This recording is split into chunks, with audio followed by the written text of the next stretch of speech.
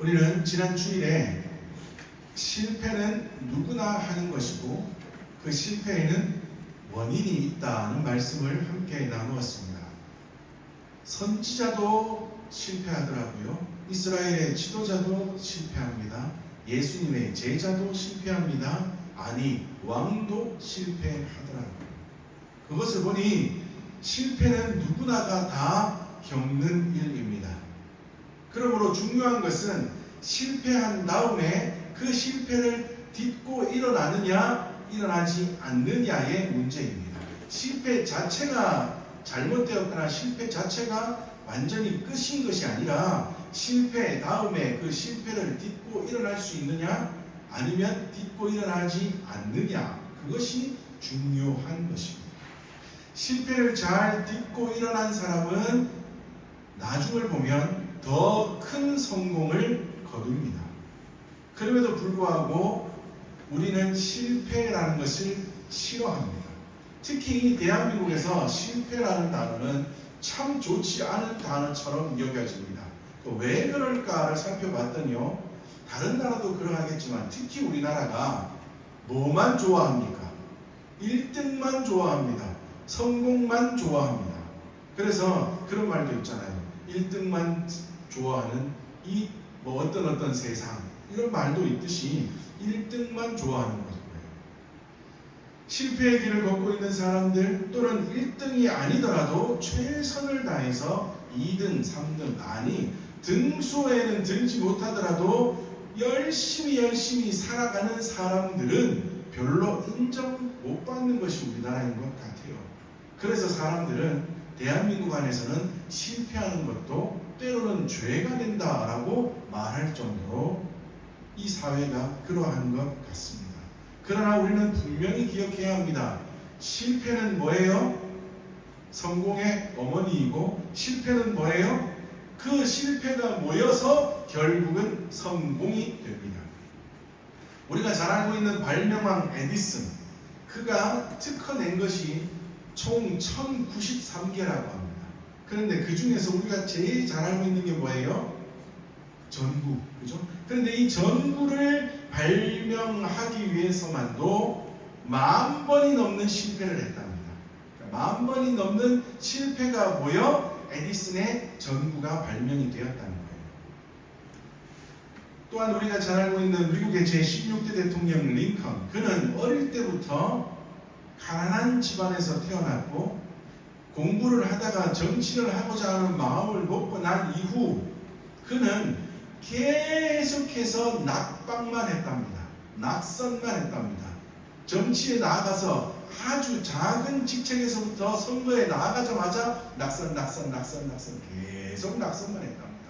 얼마나 낙선만 하고 얼마나 실패만 하는지 그 주위의 친구들이 나중에는 아주 중요한 선거에서 낙선하고는 그가 스스로 목숨을 끊을까, 자살할까봐 걱정이 되어서 그의 주변에서 뾰족한 것은 다 치워버릴 정도로 매번마다 실패만 하는 인생을 살아갔다는 거예요. 그런데 그는 그럴 때마다 이런 얘기를 했답니다. 나는 미끄러진 것 뿐이지 넘어진 것은 아니다 라고 하면서 실패 뒤에는 꼭 식당에 가서 배가 부를 정도의 아주 좋은 음식을 먹고, 그리고 이발소에 가서 머리를 딱 정돈한 뒤에는 다시 열심히 정치 활동에 들어갔다고 합니다. 그러던 그가 결국에는 실패 끝에 그 실패가 모여 뭐가 돼요? 미국의 제16대 대통령, 위대한 대통령이 되고, 그리고 재선에까지 당선이 되어 대통령의 직무를 2번이나 감당한 사람이 되었답니다. 사람은 누구나 실패합니다. 중요한 것은 실패를 딛고 어떻게 내가 살아가느냐가 중요합니다. 여러분, 실패하지 않는 방법이 있더라고요. 뭘까요? 실패하지 않는 방법은 뭘까요? 아무것도 안 하면 됩니다. 실패하지 않는 방법은 아무것도 하지 않고 가만히 있으면 실패하지 않습니다. 그러나 사는 사람이라면, 움직이는 사람이라면 누구나가 다 실패할 수 있습니다. 그것을 먼저 인정하고 살아야 합니다. 그렇다면 우리의 신앙에도 실패가 있을까요? 없을까요? 있습니다.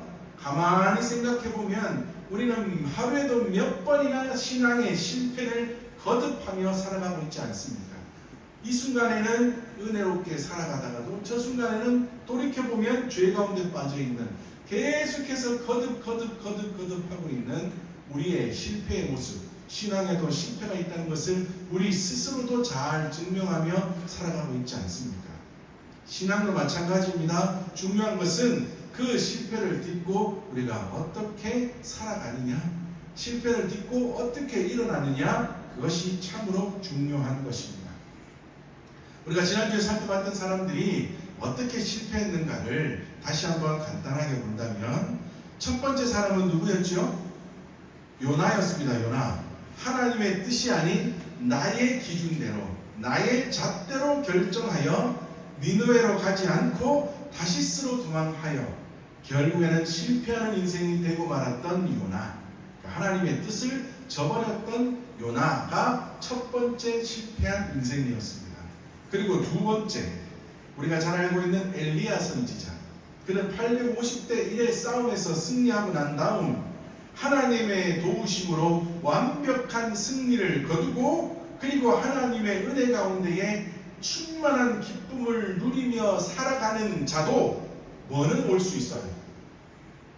분명히 마귀의 시험은 올 수 있고 그로 인하여 실패를 또 경험할 수도 있다는 것을 엘리야는 뭐 하지 않았어요? 인정하지 않았습니다.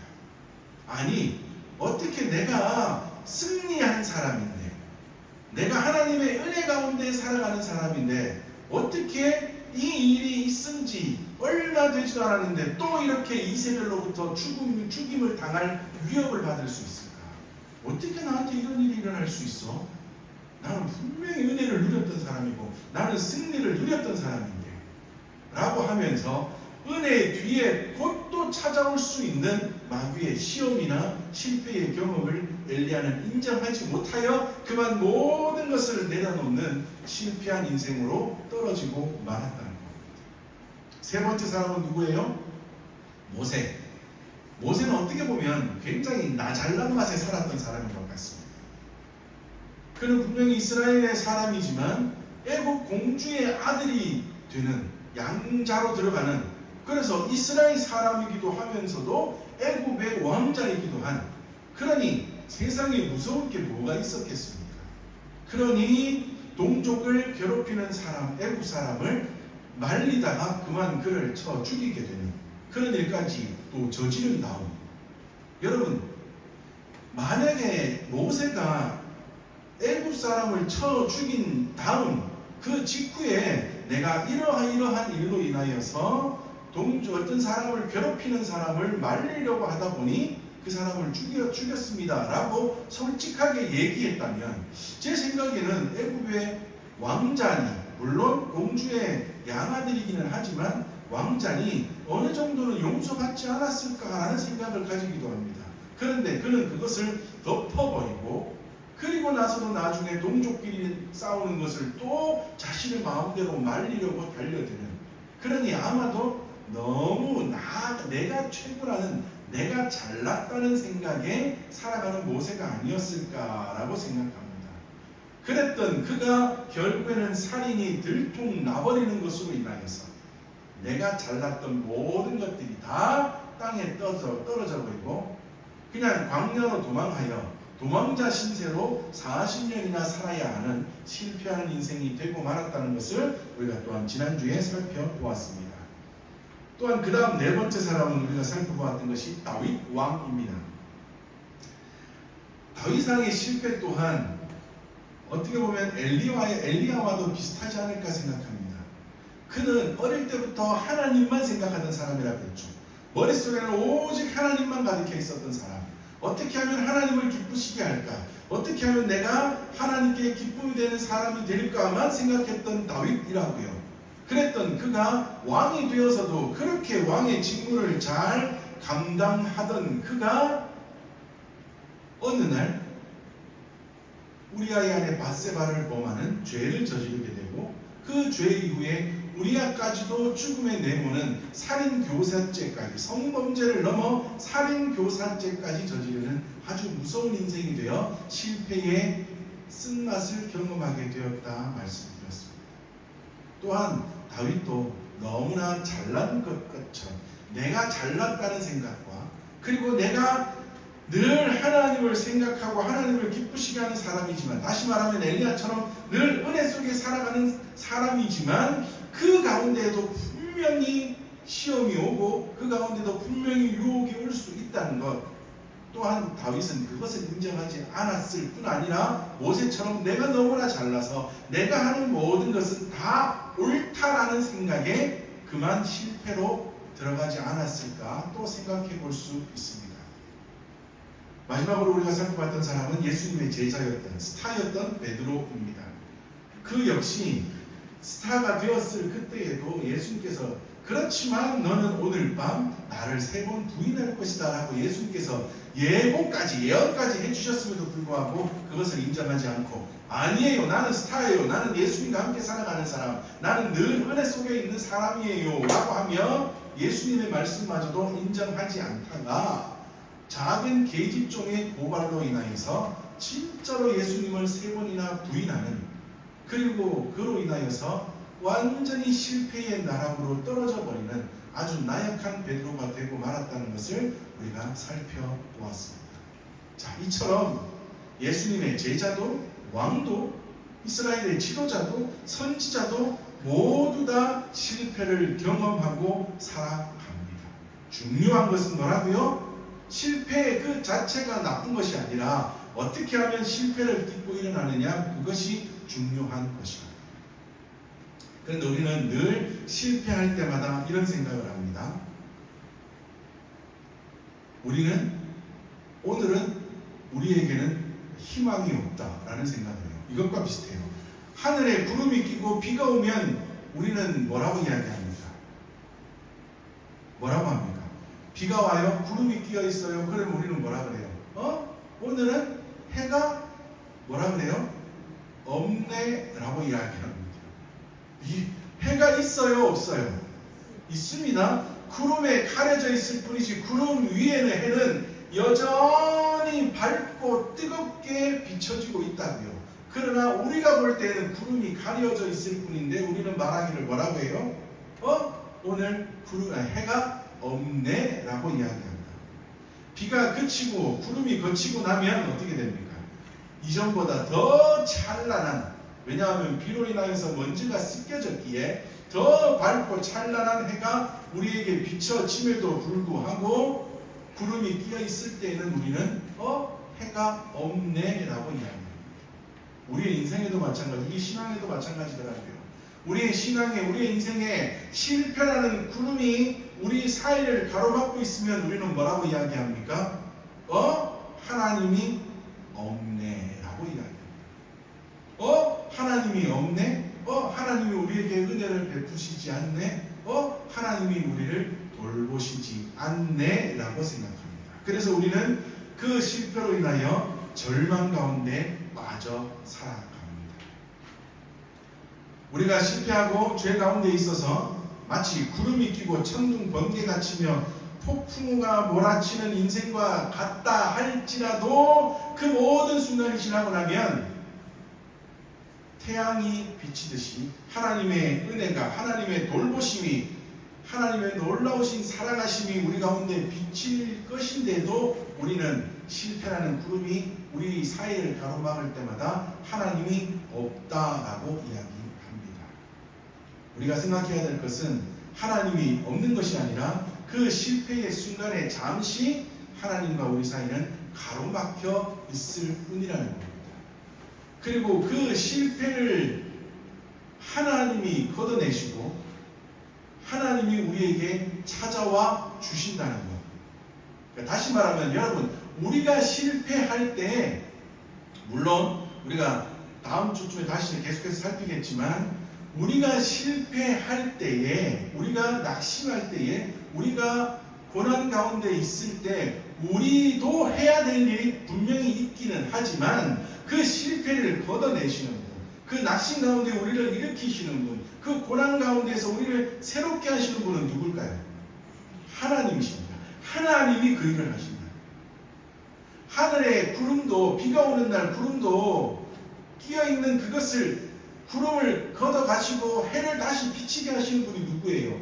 하나님이시듯이 우리의 인생의 실패의 구름도 걷어가시고, 그리고 걷어간 그 가운데 새롭게 우리를 찾아오시는 분도 하나님이시라. 그러므로 우리가 실패할 때마다 우리가 해야 될 일도 있겠지만 가장 먼저 해야 될 것이 무엇인가 하면 실패를 넘어서 우리를 찾아오시는 하나님을 만날 준비를 해야 합니다. 그 하나님을 만나는 자가 되어야 합니다. 왜냐하면 실패하는 자마다 하나님이 찾아오셔서 그를 만나 주시더라고요.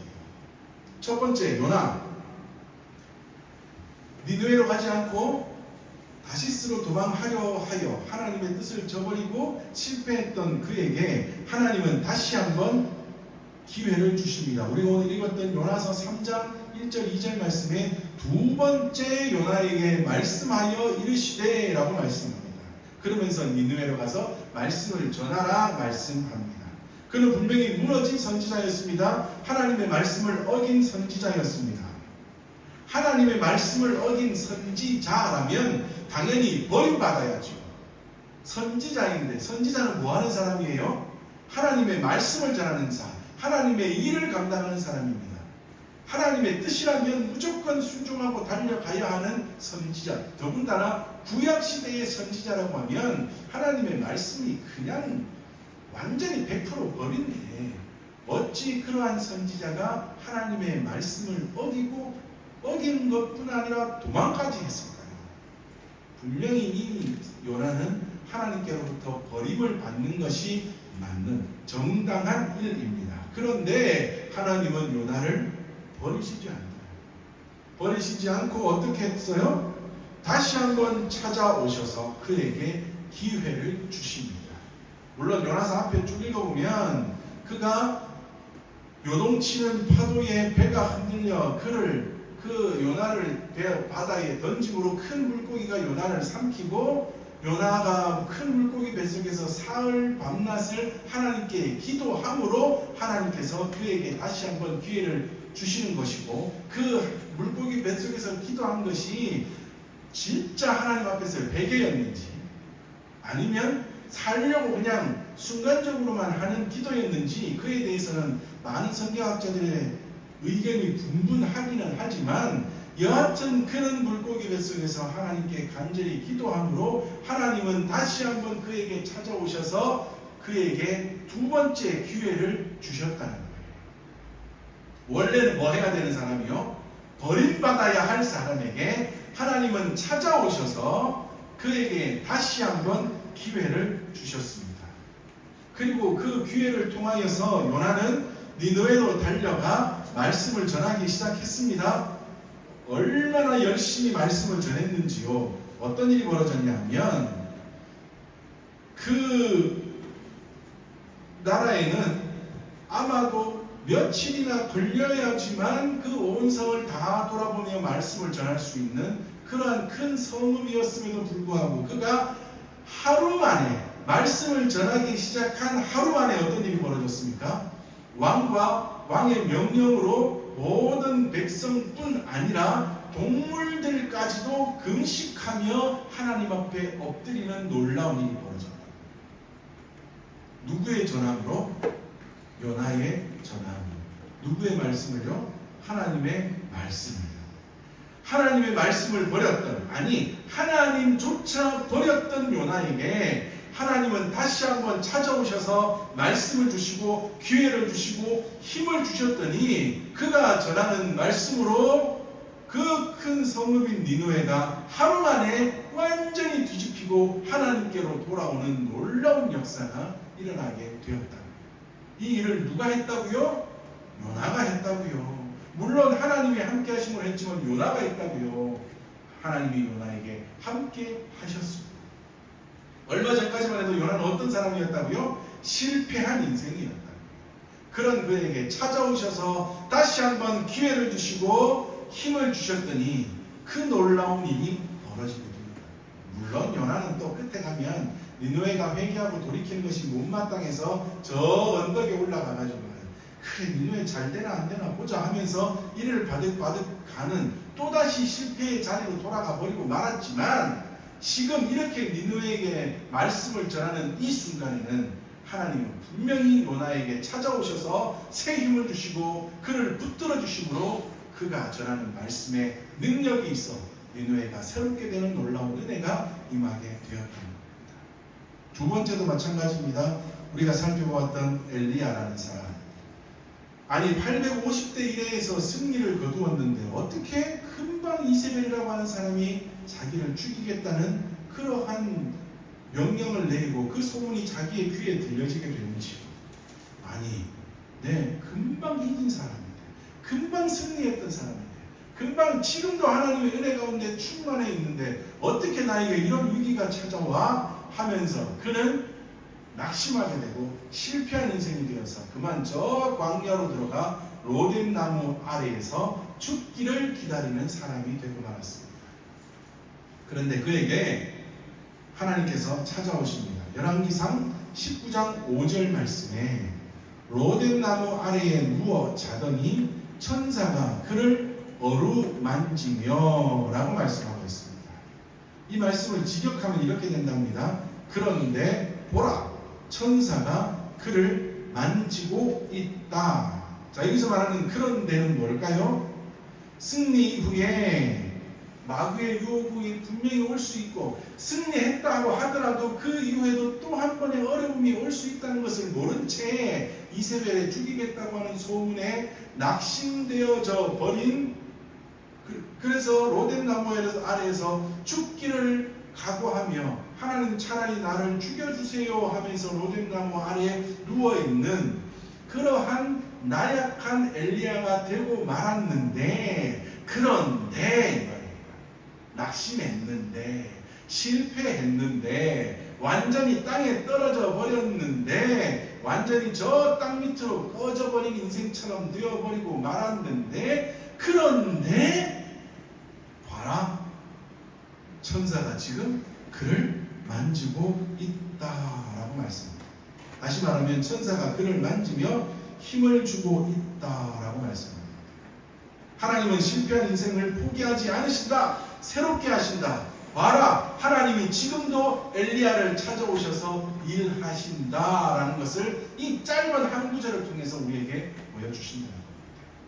하나님의 천사를 통하여 하나님은 그를 어루만져 주고 계십니다. 여기서 말하는 어루만지다라는 말, 하나님의 손길로 어루만지다 라고 하는 것은 악인에게는 하나님의 손길이 어떤 손길일까요? 심판의 손길이에요. 그러나 하나님의 사람 의인에게는 어떤 손길이에요? 위로와 격려의 손길입니다. 지금 엘리야에게는 어떤 손길이요? 위로와 격려의 손길입니다. 그 손길로 하나님께서 다시 엘리야를 어루만지시며 힘을 주시고 사명 감당할 수 있도록 새롭게 하여 주고 계신다는 겁니다. 천사를 통하여서 2번이나 어루만져 주시고 떡과 물을 먹게 하시고 그리고 새 힘을 불어 넣어 주셨습니다. 그랬더니 열왕기상 19장 8절에 보면 이에 일어나 먹고 마시고 그 음식물의 힘을 의지하여 40일을 달려 하나님의 산 호렙에 이르게 되니라 라고 말씀합니다.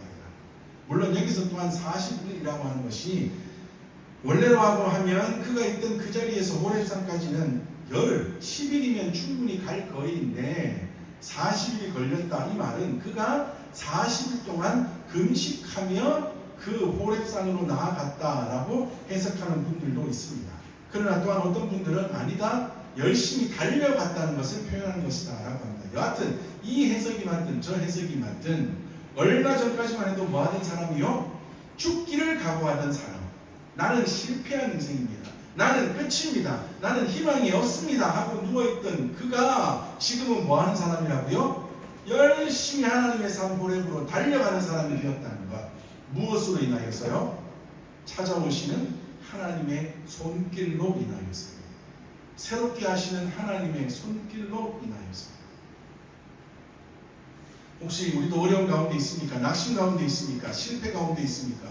우리도 찾아오시는 그 하나님을 만나기만 하면, 찾아오시는 그 하나님을 인정하고 그 하나님을 만나기만 하면 우리도 새로운 인생, 새 힘을 얻어 승리하는 인생으로 변하게 될 줄 믿습니다.